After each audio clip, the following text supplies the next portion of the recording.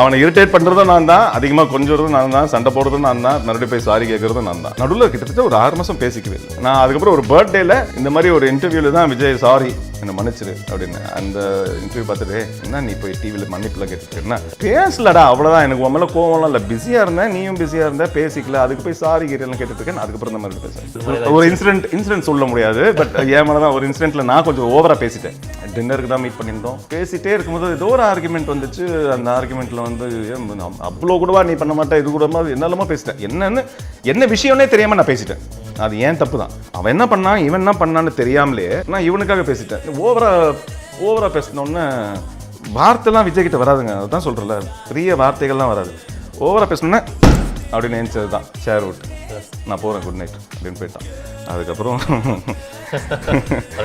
ஒரு 6 மாசம் அதுக்கப்புறம் எதுவாக இருந்தாலும் சாமி ஒன்று நான் தலையிட மாட்டேன், இல்லை நான் கரெக்டாக விசாரிச்சுட்டு அதுக்கப்புறம் அவங்ககிட்ட மல்லமாக சொல்லுவேன், இந்த மாதிரி இருக்குது, இது என்னன்னு பார்த்துக்கோ கொஞ்சம் அப்படின்னு சொல்லுவேன். அவ்வளோதான். நான் சண்டை போடுறேன், நான் விஜயை திட்டுறேன்னா கூட சைலண்டாக தான் இருப்பேன். திருப்பி ஒரு வார்த்தை கூட வராது. But that silence will kill. அந்த சைலன்ஸ், விஜயோட அந்த சைலன்ஸ் வந்து நம்மள ஒரு மாதிரி சாகடிச்சிடும். ஸோ நம்மளே 2 நாள் கழிச்சு கெஞ்சிரும். ஸோ அந்த அளவுக்கு காமான ஒரு பர்சன் விஜய். ரொம்ப கூலான ஒரு பர்சன். கோவப்படுறது வந்து ரொம்ப ரொம்ப ரேர். ரொம்ப பிடிச்சி கார்னருக்கு தள்ளினா மட்டும்தான் கோவப்படுவானே தவிர அது வரைக்கும் கூலாக தான் இருப்பான். எங்ககிட்ட டிஸ்கஸ் இதை பற்றி ப்ராப்ளம் அப்படின்னு சொல்லி டிஸ்கஸ் பண்ண முடியல. He handles is own problem. எல்லாரும் கேட்பாங்க, இவ்வளோ சொல்றீங்க, அவ்வளோ க்ளோஸ் ஃப்ரெண்டுங்கிறீங்க, அப்புறம் ஏன் நீங்க விஜய் படத்துலலாம் நடிக்கல, ஃபர்ஸ்ட் ஒரு 2-3 படம் பண்ணீங்க, அதுக்கப்புறம் ஏன் இன்னைக்கு வந்து இப்போ வர படங்கள் எல்லாம் நீங்க ஏன் விஜய் படம்? எங்க 6 பேருக்குள்ள ஒரு பாலிசி இருக்கு. அந்த பாலிசி என்னன்னா, உன் வேலையை நீ பாரு, என் வேலையை நான் பார்க்குறேன். ஓகே, பர்சனல் ப்ராப்ளம் ஏதாச்சும் இருந்தால் சொல்லு, நம்ம ஹெல்ப் பண்ணிக்கலாம். ப்ரொஃபஷனலாக வந்து யாரும் யார்கிட்டையும் வந்து நிற்க வேண்டாம் அப்படின்னு சொல்லிட்டு. சி ஃபார் எக்ஸாம்பிள், நான் ஏன் இதை சொல்லிக்கிறேன், வெரி கிளியர் ஆக்கிக்கிறேன்னா, சில பேர் நினைப்பாங்க ஏன் விஜய் வந்து உங்களுக்கு சான்ஸ் தர மாட்டேங்கிறார், உங்களுக்கு க்ளோஸ் ஃப்ரெண்டு தானே அப்படின்னு நினைப்பாங்க. இல்லை நீங்க போய் கேட்க மாட்டேங்கிறேன், நானும் கேட்க மாட்டேன். அவரும் வந்து அதை பற்றி விஜய் வந்து அதை பற்றி பெருசாக ஒன்றும் பேசினதில்லை. ஏன்னா இது எங்களுக்குள்ள இருக்கிற ஒரு பாலிசி. ஃபினான்ஷியல் ப்ராப்ளம் இருந்தால் கூட விஜய் ஹெல்ப் பண்ணுவான்.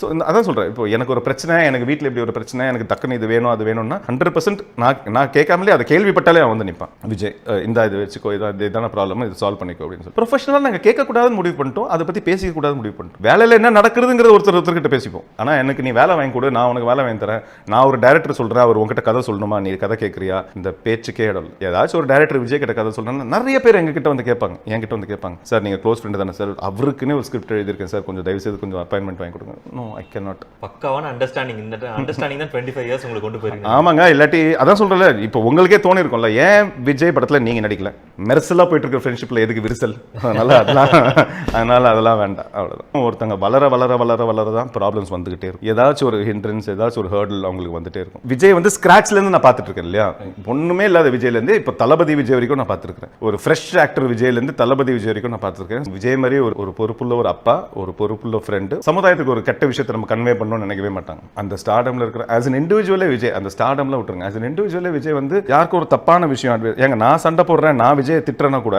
சைலண்டா தான் இருப்பான்.